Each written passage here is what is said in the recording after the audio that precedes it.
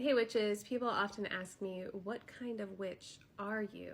And I'm always tempted to take a line from the Wizard of Oz and be like, well, I'm not a witch at all, right? But I'll refrain from that. Back in the 90s when I became a witch, there weren't a lot of like different types explained or out there. I was in a lot of pagan groups and pagan circles, and for the most part it was like people who were pagan and didn't really like to use the term a witch that much.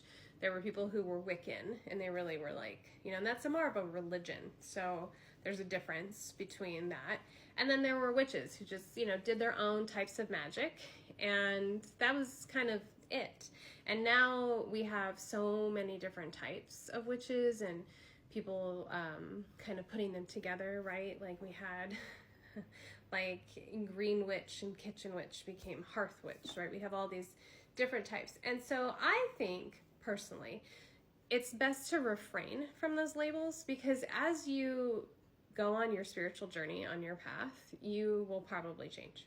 And so you don't need to like put yourself in a box and say, I'm a crystal witch.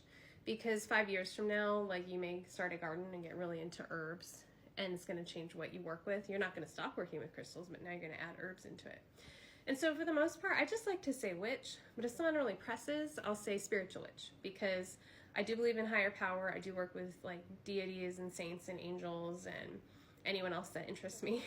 And not all witches do. Some just kind of rely on their own power or the earth or what they work with, and they don't necessarily work with a deity. So I guess spiritual witch.